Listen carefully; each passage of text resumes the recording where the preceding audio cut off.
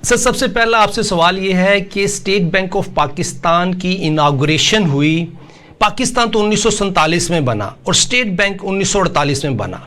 آپ تھوڑی ہمیں ہسٹری بتائیے کہ اسٹیٹ بینک آف پاکستان کس طریقے سے معرض وجود میں آیا اور اس کے پیچھے پیرامیٹرز کیا تھے کہ یہ اسٹیٹ بینک آف پاکستان معرض وجود میں آیا؟ جی، اس کے پیچھے جو بیک گراؤنڈ ہے کہ انگریز دور میں 1935 میں پورے انڈیا کا پہلا سینٹرل بینک بنا، اس کا نام تھا reserve bank of India, RBI، جو آج بھی انڈیا کا ریزرو بینک ہے، سینٹرل بینک ہے۔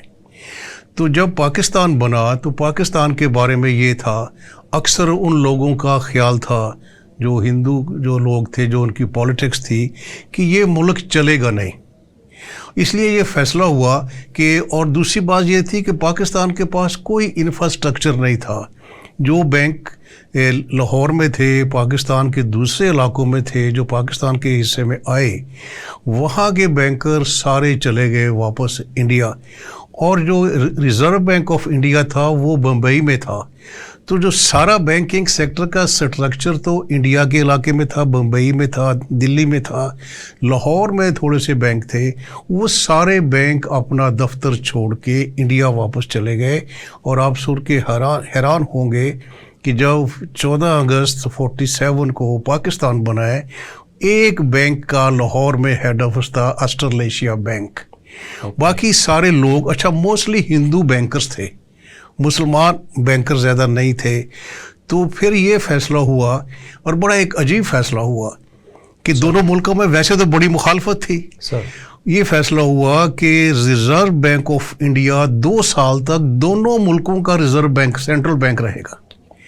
اچھا، آپ دیکھیں کہ کیوں ہوا، کیونکہ پہلی بات تو وہ یہ تھی کہ یہ پاکستان سے سینٹرل بینک بنے گا ہی نہیں۔ اور میں ایک اور چیز آپ سے شیئر کروں، جو لندن کا میگزین ہے دی اکانومسٹ، اس نے ایک رپورٹ چھاپی کہ پاکستان کو سینٹرل بینک چاہیے ہی نہیں، پاکستان تو ایک مانیٹری ایجنسی، اتھارٹی بنا لے جو یہ نوٹ وغیرہ چھاپ دے۔ تو یہ صورتحال تھی۔ 2 سال کے لیے یہ فیصلہ ہوا کہ reserve bank of India Pakistan کے لیے بھی سینٹرل بینک کے طور پر کام کرے گا۔ دوسری بات یہ ہوئی کہ جو فائنینشیل ایسٹ تھے ریزرو بینک آف انڈیا کے، جو نوٹ تھا، جو سونا تھا، اس کے بارے میں یہ فیصلہ ہوا کہ 30% پاکستان کے حصے میں آئے گا اور 70% انڈیا کے پاس رہے گا۔ ریزرو بینک آف انڈیا نے وہ 30% بھی گورنمنٹ آف پاکستان کو ٹرانسفر نہیں کیا۔ اچھا، پھر اس نے ایسے کام شروع کر دیے تو قائد اعظم محمد علی جناح صاحب نے کہا کہ ہم اب 2 سال کا انتظار نہیں کر سکتے، تو جلد از جلد اسٹیٹ بینک پاکستان کا اپنا سینٹرل بینک بنایا جائے۔